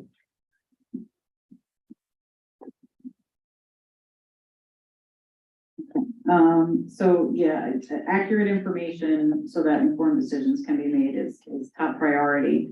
As I stated before, there was numbers that were on board docs that weren't correct on the screen, and it was very confusing. So I couldn't even formulate an opinion based on that because I didn't know what was right and what was wrong. One thing that I would like to look into at least is having a survey for the community to really hear back from them what they want. So we come up with plans, we come up with accurate information and money and what would actually be needed, and then send that out to the community. QR codes, however it has to go out in every language that we need it to, and really let popular opinion decide this rather than just the board members, and really get a sense of what everybody wants. And we also, I think, need to wait for getting data for this whole year. The Princeton plan obviously has only been in effect since September, so I don't think we have accurate data based on the students, what they've done this year, to really see whether it was good, bad, indifferent, did they improve, did they not? So I think we need all of this information in order to make any sort of informed decision going forward. Well, yeah, I think what Dave said is absolutely correct. I don't think we have the data that's necessary to figure out what's the best, most economical model. I think that the data that was presented should never have seen the light of day. It was known to be incorrect and incomplete. There were teacher costs. If we knew we needed a music teacher, it wasn't added to two of the models that it should have been added to. There were just so many things. It's just goes to the need to really hold accountable those who are not providing accurate data consistently. And yeah, there's no real way to know what's right. I mean, I do think it was appropriate to pause and take a break, because the last thing we want to do is uproot the district and then uproot it again. In hindsight, I think Frank's correct. But at this point, we do need to regroup. I think community input is integral to this. I think that started the division, and I think a general consensus around what the numbers are is extremely important. If I were on the board at that time, I probably would have made a motion to adjourn that agenda item entirely until we had inaccurate data, because look at the damage it did. Well, everybody had different numbers floating around. So the answer is, we don't know. I don't think anybody can answer that question, but we hope to pursue answers, and as a DOE member, that's what I would do.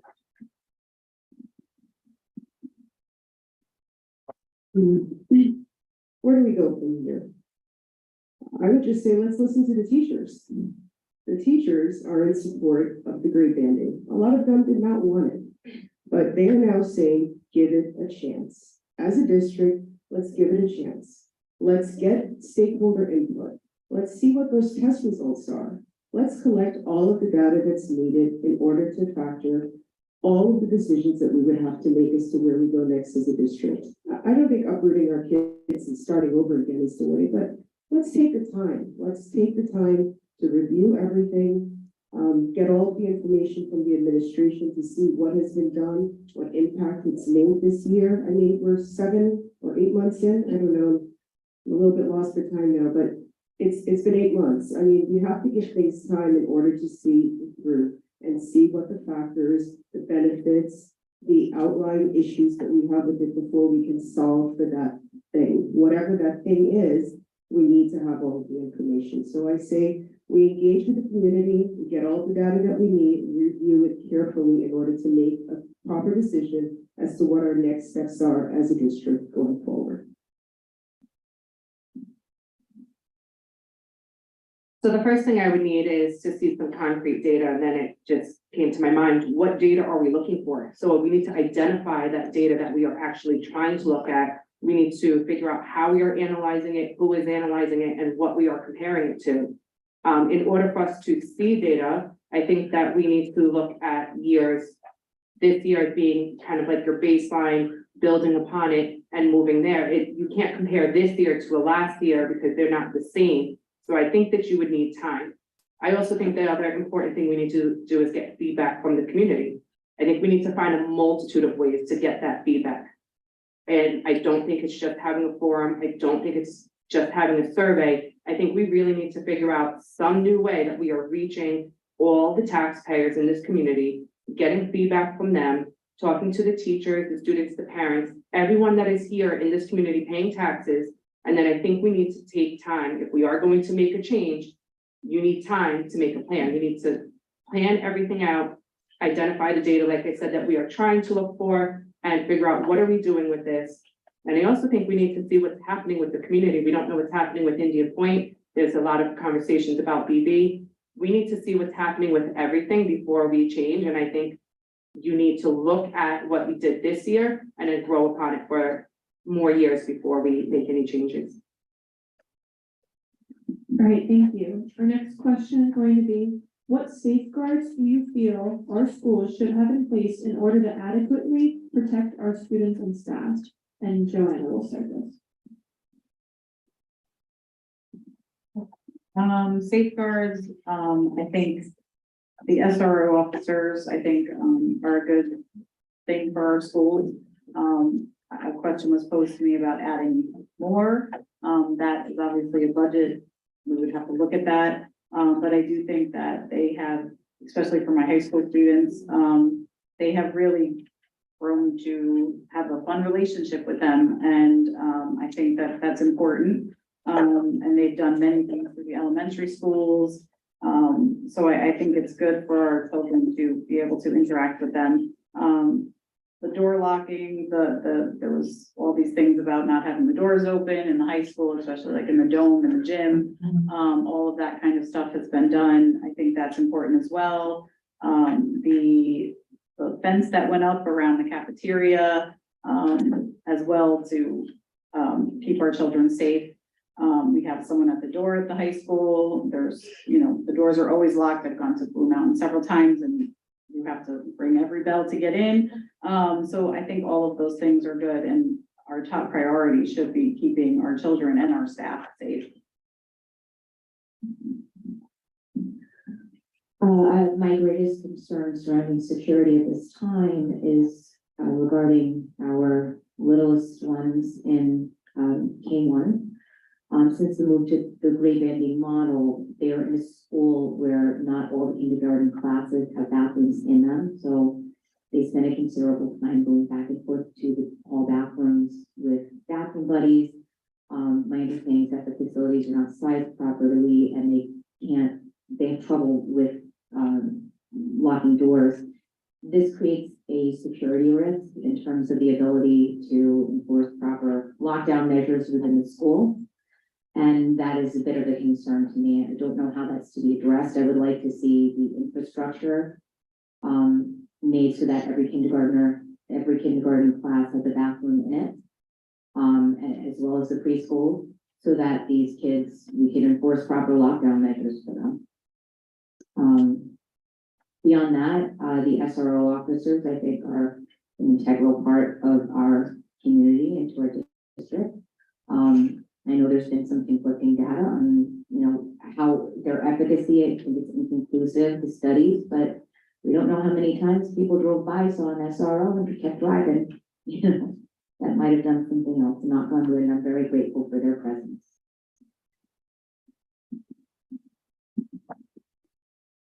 I think one of the things we could do to keep students safe is just to have a safe and equitable school that builds effective partnership between the staff and the students. Developing and implementing evidence-based threat assessment programs to empower school officials to intervene when a student is at risk or at risk for others. We have to base our decisions on safety for our students on actual research, right? And we have to do the work that is going to help guide us to understand what best practices are that we can implement. But I think for me sitting here, I can't tell you exactly what needs to be done. I would rather have the professionals who have done this, who have assessed the situation, give me that information, and then I can review it and make the best decision I can that I feel will protect our kids in our school. Thank you. At my job, my students know that while I love math, the most important thing is that they feel welcome and safe. And my goal every day is that we go home to our families. And I say this every time that we do one of those practice drills because they see me go into safety mode. I spoke to the SRO that was in my building. I do see SROs as being positive, and I asked her, what is her exact job? And her job is to make the school safe and to give students a positive relationship with police. But I also see it going above and beyond. I see her at times walking down the hall with students who just need someone to talk to. I think we need to evaluate our current safety measures. We need to look at, do we need security guards, our cameras, doors, and our practice drill procedures? I think we need to be preventative and not reactive. So I think we really need to look at our clinician team and making sure that they are working with our teachers to help identify any students who might need additional support. We need to evaluate our security consultant agreement and make sure that we have feasible costs that provides the most safety for our students, because every day our goal, like I said, is for them to come home and feel loved and maybe learn a little math.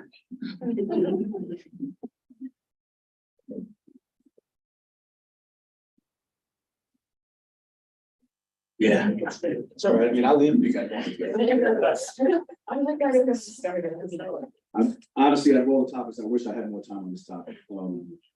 Safety is one of the extremely important thing for me. In my industry, safety's been drilled in our head every day. I walk into every room that I work in, any facility that I work in, and the very first thing that you see is how many days have you been accident free? And when you walk into a room and you see 0, then you know that one of your coworkers got hurt, and they did not go home the same way they came in that day. And I take that and I bring that to this platform, right? So, and I wish I had more time, but I'm going to try to go as fast as I can. Currently, I think the SROs are doing a phenomenal job. I want to make it very clear that I support the SROs, and if there is a need to get more SROs, I think that we can find a little bit of money to make that work.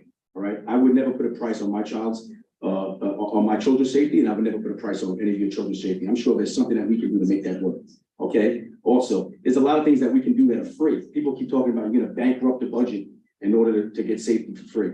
For instance, in the industry that I work in, we have just normal things that we do, like a Mars team. A Mars team is basically an assemblance of people who volunteer in order to care for everybody else's safety.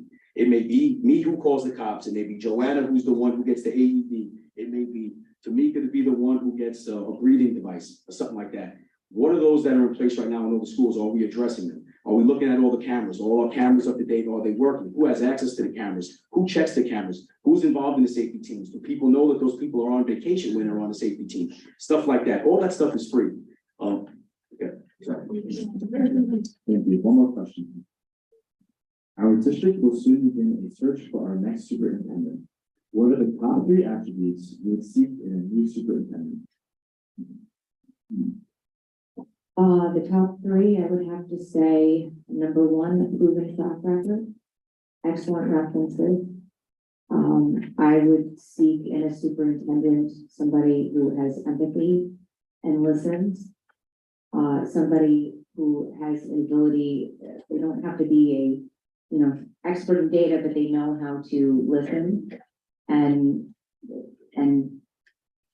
really, defer to those who have that kind of expertise, and are able to collaborate and communicate with the community and with the district central administration and demand accountability in a way that provides transparency to the whole district. That's, I mean, as a BOE trustee, our job is to attract excellence into our district. And I think I think due diligence is a big part of that.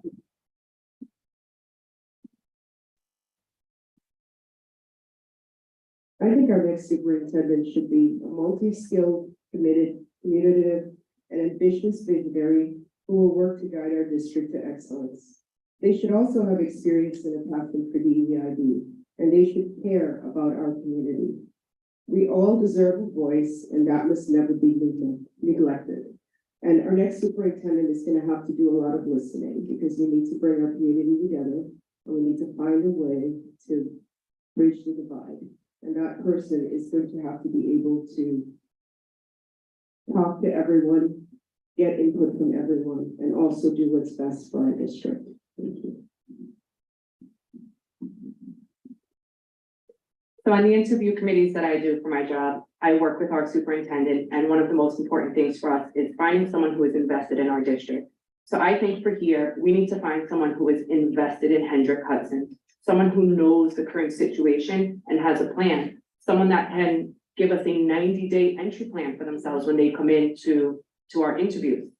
I think it needs to be someone who is experienced, has a strong budget and educational background, is community focused, and is an effective communicator, both to listen and to speak, and can think for themselves and make some suggestions for us that are going to help this community and bring this community back together.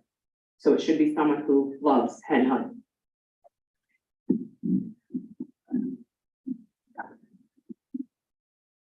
Personally, I'm excited that we're looking for a new superintendent. My experience with the old superintendent wasn't great. And I think that it's great. I think that having a new superintendent trying to take on new challenges is going to be a good thing in the area. I mean, also, I think that we should be looking for somebody who wants to come here, right? We shouldn't be begging anybody to come here. Most people who want to do good things are looking for a challenge. And if someone's just looking for a cop-out who's going to be blaming on Indian Point, and that's not the kind of person that we should be looking to if you're our superintendent. So honestly, I think that people with a lot of experience should be knocking on the door to try to come to this area because they should want to prove everybody wrong that this can't be saved, right? So that's the first thing. I think that that's a great thing that we have this going on. Even though it's right now there's a lot of stuff going on, I think it's going to draw a lot of really talented people to the area. Secondly, I think that they should definitely be experienced and ready with education. They should already have a degree in education. I know the last superintendent, we were paying for his degree in education. He should already have a high level of education, especially a high level education based on administration. Also, I think that whoever it is that we come should have some kind of financial savvy. I think that when we ask questions, we should ask them about their financial capabilities and see if they understand the complex situation that we're in right now and the finances that we're in right now. Also, I don't know the whole process, but I think that if we agree on somebody, there should definitely be some kind of stakeholder feedback on who it is that we selected and maybe give them some input on who it is that we like before we agree on it. And also, I think that anybody who gets selected should be unanimously agreed upon across the whole board. So I think the new superintendent needs to be committed and knows what they will be doing at Hen Hud and knowledgeable in that area. They also should be very knowledgeable with finances, based on what we're facing. Maybe grants, how to do those things, get programs and things like that. The ability to listen, I think that's a major one as well. And they need to be able to communicate effectively and have a relationship. They need to be able to foster relationships with the Board of Ed members, the students, the teachers, the staff, the community, the stakeholders, taxpayers, whoever it is. They need to be able to have those relationships and be proactive. So go out, maybe not just the Board of Ed doing meet and greets, maybe the superintendent can do those kinds of things as well, so that they can really get to know the community that they're working for. All right, we have one last question, and that will be, how would you address someone who has different beliefs than you, whether those beliefs are political or ideological? We're starting with Tamika. I think one of the things in my industry that I use on a daily basis is just listening, right? You have to listen to people, meet them where they are, understand their point of view, listen to what they're telling you and how passionate they are about it. And a big part about listening and understanding is that you get to still make the decision that you're going to make based on all that information that you've gotten. But you have to listen, right? We don't all have to agree, which is one of the things I love about this district. We don't agree on a lot of things. A lot of people have different opinions, right? But that's a part of a democracy, and that is okay. But what I want most for this district is for us to disagree, but do it in a respectful way where we can all still come together, where we can all still talk as neighbors, where we can still all be friends outside of everything, even though we disagree on the basics of whatever topic we're talking about. Let's try to bring civility back to this district and just get us back to being just one head. Can I get a repeat? How would you address someone who has different beliefs than you, whether those beliefs are political or ideological? I live my entire life as being accepting of everyone. I don't have to agree with someone to get along with them. I go through this daily. Having different political beliefs happens within my household, happens within my family, and yet here we are all still family and we all still love each other. So I don't think that someone being different means that you can't listen to them and you can't love someone and you can't all work for the same common goal. Because again, our common goal here is our children and making sure that they're getting the best education. I will listen to everyone. I don't have to agree with someone, and 2 seconds later, we could be laughing about something else. So that's just how I live my life.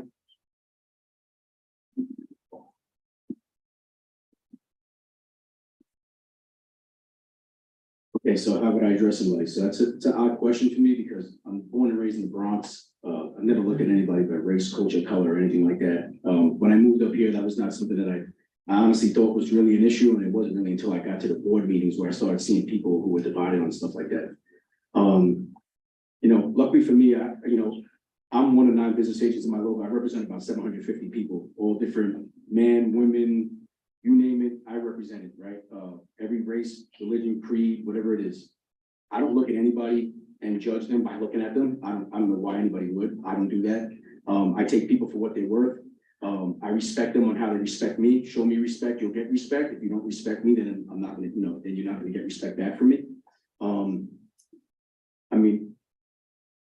A lot of the times with my job, what I'm doing is I'm constantly going up against other people and trying to find common ground. So one of the things I've really excelled at in my career and has got me to where I'm at now is just being able to look at somebody's differences when they're talking to you and just knowing that at the end of the day, in order for me to do my job properly, we have to find something that we can settle on. That's what I do every single day. Trying to find something that we can settle on that we can both walk away with and be happy with.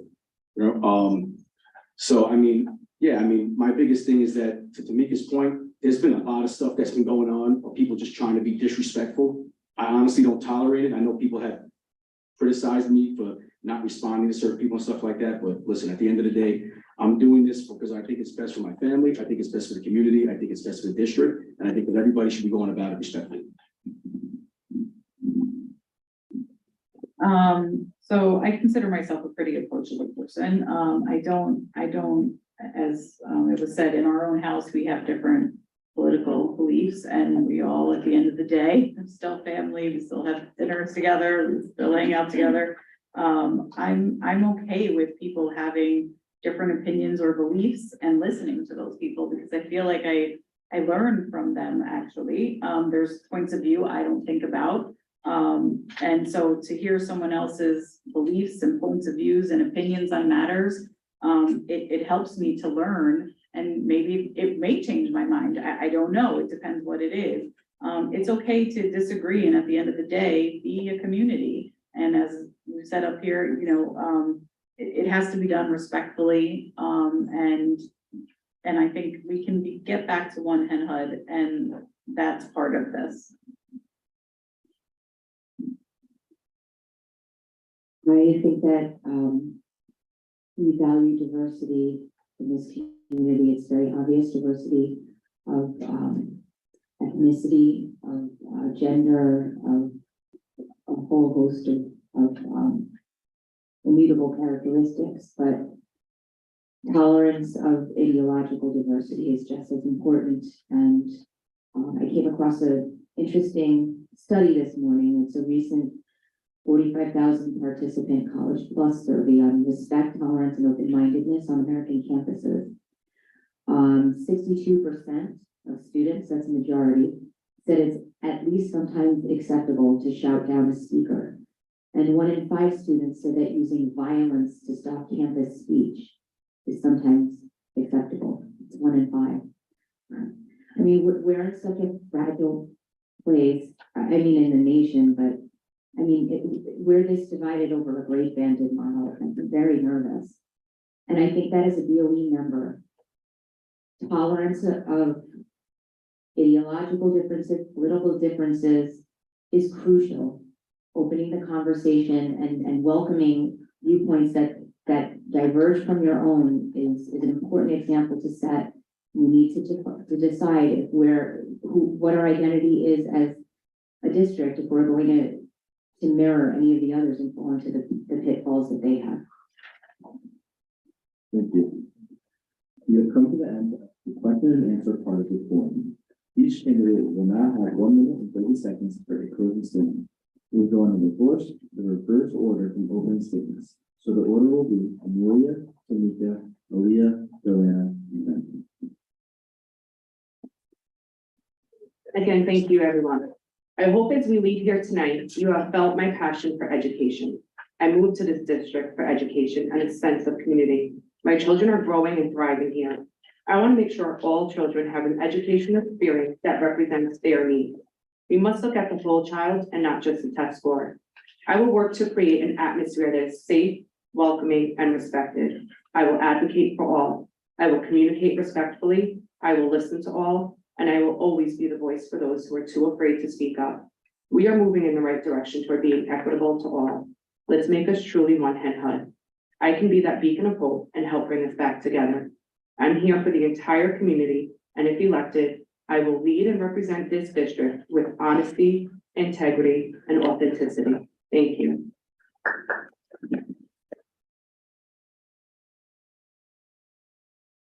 Thank you, everyone, for the questions tonight. I am committed to working on behalf of the entire district, and I want to focus on providing equitable access to high-quality education, empowering teachers and administrations to innovate and adapt to the changing needs of our students, and fostering a culture of excellence and inclusion in our schools. Together, we can build a bright future for our children and our community. Please go out and vote on May 16th for me, Tamika Dietrich, and help us get back to being truly one Hen HUD. Thank you. There's been a lot of division in our community over a school reconfiguration. While that initially got my attention, I've since been awakened to the issues within our district that run far deeper. The reality is this: in short order, the Princeton plan issue will be in our rearview mirror, as I've said, and we will be facing many more contentious challenges in this district. We've seen what has happened in our own backyard in Lakeland and Yorktown. If we are this divided over a great banding model, how do we survive the kinds of challenges that have torn these other districts apart? And with such distraction, how do we ever expect to address the real problem plaguing our district and get our children back to reading, writing, and doing math at grade level? BOE trustees serve at the pleasure of the district that elects them, and as such, have a fiduciary obligation to put the highest and best interest of the district ahead of their own personal needs. I have this sort of fiduciary in my own line of work and would bring that level of commitment to the community I would be serving. We must demand accuracy, transparency, and fairness in all data that is provided by administration. When data is repeatedly incorrect or missing, we must hold those responsible to account. The buck stops with the board. Ultimately, I would seek to bring focus back to academics. Our elementary schools have gone from 7, 8, and 9 on greatschools.org to 3, 3, and 6. Our high schools dropped from 546 in the nation on U.S. World News reports to 1,484. We need to end the distraction over Princeton plan and focus on getting to the bottom of what is happening. As a BOE trustee, I would be relentless in my pursuit to ensure every child in this district succeeds.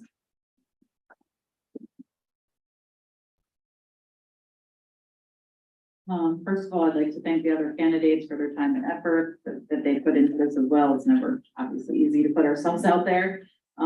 This will be a learning curve for me, as I have never been a Board of Education trustee before. I would accept a challenge and I would look forward to it to learn new things. I believe I'm able to look at all sides of an issue and try to come to the best possible decision with accurate and timely information. If elected, I would accept this responsibility of shaping the future of this district and take it seriously. I would like to be able to represent all of our students, teachers, students, and community members. This community has given so much to my family over the years, and I would love to give something back.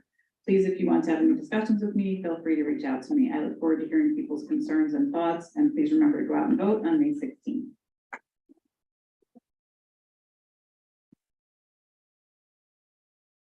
In closing, I want to say thank you for allowing me the opportunity to better explain my platform. Being a BOE member does not mean that you must have a degree or be considered an academic expert to properly serve the seat. Being a BOE member means you were elected to represent the community in which you intend to serve. As a BOE member, we must ensure the decisions being made by administration are good for the children, community, parents, and teachers. Also, that the administration is held accountable when the decisions that they make do not return the desired outcomes. I believe no candidate has the experience I do when it comes to representation, being I do this for a living for my local union. I also feel my campaign connects with residents from all over the district in which I intend to serve. I'm a blue-collar, hard-working, dedicated person who intends to put the work in to get our district back to which many have grown accustomed to.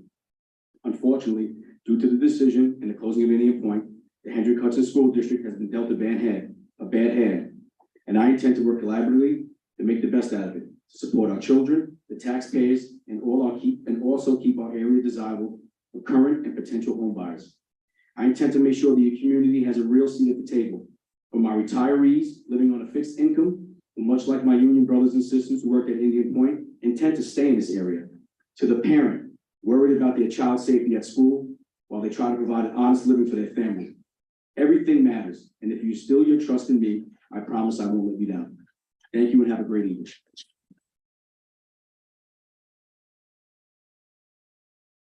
All right, thank you all for coming tonight and thank you for your questions. Please join me in thanking our 5 candidates.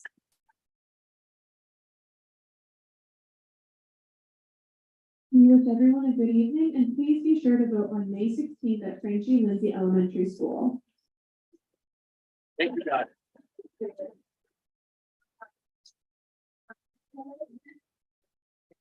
Candidate contact information is